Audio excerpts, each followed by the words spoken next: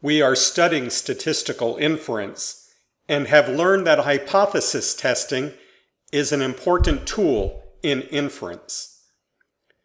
I want to tell you about one specific type of hypothesis testing now, and that is two-sided hypothesis testing. What is a two-sided hypothesis test? It is a test of a hypothesis that can be rejected when observed values are either larger or smaller than what we would expect if the hypothesis is true. I think the easiest way to explain this is through example. An example when we would use a one-sided test. We propose that studying for the GRE will increase scores. If students enroll in test preparation before taking the GRE, it is reasonable to expect that the mean for these examinees will be greater than 150. Note the term greater than 150. That means that we're looking for GRE scores to increase. Compare that to this example, an example when we would use a two-sided test. We want to know if the mean GRE score for the population of education students is different than the mean GRE score for the population of examinees. Note the word different. In this case, we don't know whether to expect the GRE score for education students to be the same as that of the population of examinees, to be lower than that of the population of examinees, or to be higher than the population of examinees. When we are looking at our observations to see if they're compatible or incompatible with our null hypothesis, that is, our initial guess of the mean, we are looking for incompatibilities both above and below that null hypothesized mean. The steps in hypothesis testing are the same regardless of what type of hypothesis test we are doing, whether it is a one-sided test in one direction or a two-sided test in which we're looking for differences in both directions. We postulate a null hypothesis. We use this to create the sampling distribution. We set a level of confidence. We calculate the statistic for the sample. We determine where that statistic fits on the sampling distribution, and then we make a decision. And it is at that last step, when we make a decision, that we'll do something a little bit different with a two-sided hypothesis test than with a one-sided hypothesis test.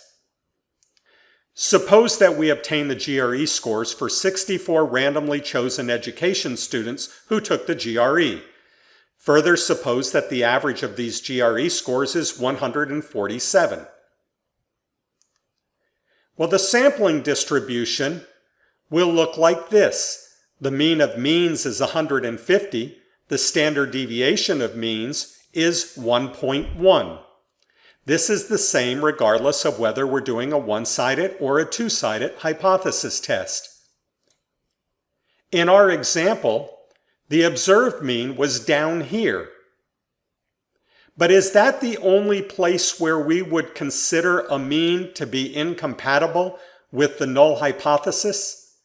Wouldn't we find it equally incompatible if we had observed a mean of 153? Why did I pick 153?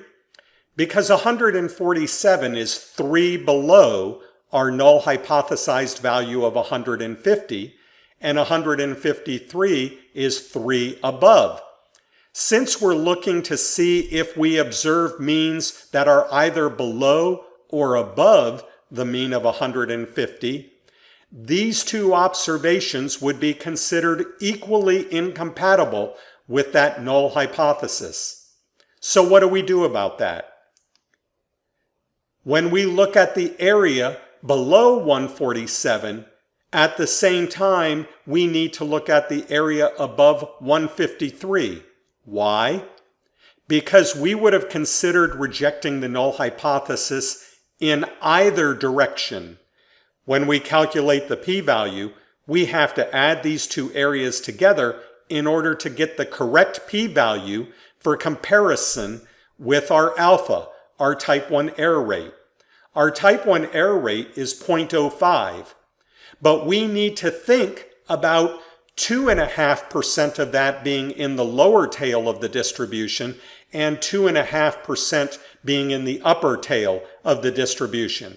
So the correct p-value is the p-value of one of these tails doubled. And that's another way that we could have done this. We could have simply taken the area in the lower tail, that is the probability of a score beneath 147, and doubled that probability to get a p-value. Then we can compare that p-value with our type 1 error rate, which, say, may be 5% or 0.05. Rejection of the null hypothesis leads us to accept an alternative hypothesis. And in the case of the two-sided hypothesis test, the alternative hypothesis can be that the null hypothesis is not true. Rather than forming an alternative hypothesis that is above 150, or an alternative hypothesis that is below 150, we are forming a hypothesis that the mean is different than 150. It can be either below or above. Now in our example, we obtained 147, so we would report that it is below. But for a two-sided test, the alternative hypothesis could be either way, and so we say that the mean is different than 150.